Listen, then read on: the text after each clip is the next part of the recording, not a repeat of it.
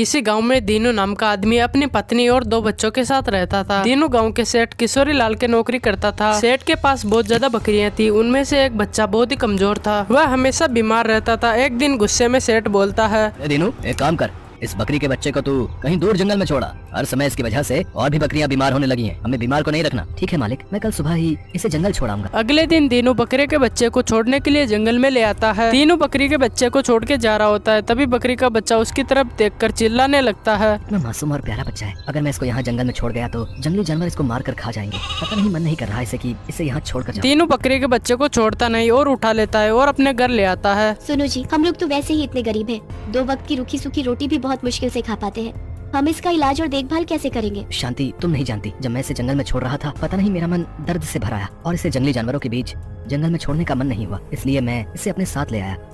अब जब ले ही आया हूँ तो इसको पालने का इंतजाम भी हो जाएगा। तुम और मैं मिलकर इसकी पूरी देखभाल करेंगे और मुझे यकीन है कि ये कुछ ही दिनों में बिल्कुल ठीक हो जाएगी। सच में कुछ ऐसा हुआ। बकरी के बच्चे की दीनू और उसकी पत्नी बहुत देखभाल करते थे और कुछ ही दिनों के अंदर वो बकरी बिल्कुल ठीक हो जाती है और वो दूध भी देना स्टार्ट कर देती है। सुनो, देखो हमारी बकरी कितना दूध देने लगी है। क्यों ना हम बकरी का दूध बेचना शुरू करें?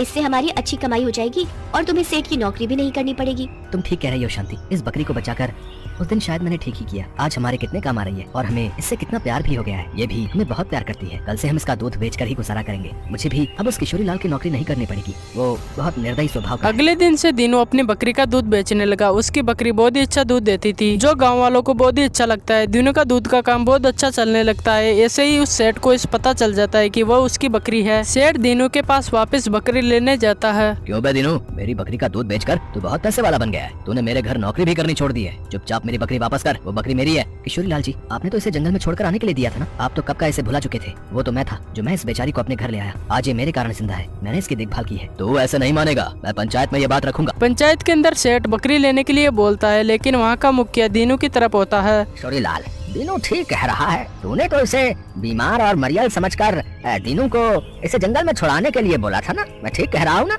है भाई, वो तो दीनू ने ही इसकी देखभाल करके इसे पाल पोस कर बड़ा किया है।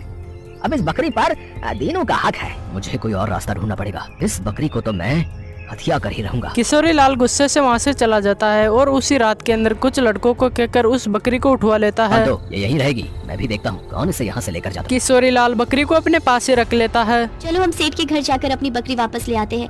वो कैसे हमारी बकरी को चुरा कर ले गया? उसकी इतनी हिम्मत? शांति, मुझे भगवान पर पूरा भरोसा है। वो हमारे साथ कुछ गलत नहीं होने देंगे। मैं जानता हूँ हमारी बकरी हमारे बिना नहीं रह सकती। वो हमारे पास लौटकर जरूर आएगी। किशोरी लाल के नौकर बहुत ज्यादा परेशान हो जाते हैं। ना तो वो बकरी कुछ खा रही थी, ना ही दूध दे रही थी और वो बकरी धीरे धीरे वापस उसी हालत में हो जाती है। किस बीमार को उठा कर ले आए, इसे तो वापस उसी दिनों के पास छोड़ाओ। ये बीमार और कमजोर बकरी अगर मेरे पास रहेगी तो बाकी के जानवर भी बीमार हो जाएंगे। इसके पास से कितनी बदबू भी आ रही है। एक काम करो, इसे यहाँ से निकाल कर बाहर फेंक दो। हमें इसकी जरूरत नहीं है। किशोरी लाल के नौकर उसे बाहर छोड़ देते हैं और वो बकरी दीनू का रास्ता जानती थी। दीनू के पास वो जाने लगती है। दीनू और उसकी पत्नी आंगन में बैठे थे और बहुत ज्यादा परेशान हो रहे थे। तभी उनकी बकरी की आवाज उन्हें आती है। सुनो जी, हमारी बकरी देखो वापस आ गई है। हे भगवान, किशोरी लाल ने इसकी क्या हालत कर दी। कितनी कमजोर हो गई है। मैंने तुम्हें कहा था किशोरी लाल इसका बिल्कुल भी ध्यान नहीं रखेगा। चिंता मत कर शांति, हमारी बकरी अपने घर आ गई है। अब इसे कोई हमसे नहीं छीन सकता। अब ये हमारे पास ही रहेगी। मैं तो जानता था किशोरी लाल हमारी बकरी को अपने पास नहीं रख सकता। लगता है ये बहुत भूखी है। जाओ तुम इसका खाना ले आओ। न जाने इसने कब से नहीं खाया। बकरी अपने घर वापस आकर बहुत ज्यादा खुश थी। वह थोड़े दिनों के अंदर वापस उसी हालत के अंदर ठीक हो जाती है। उस दिन से दीनू के पास ही वो बकरी रहने लगी। दीनू भी बहुत ज्यादा खुश होता है।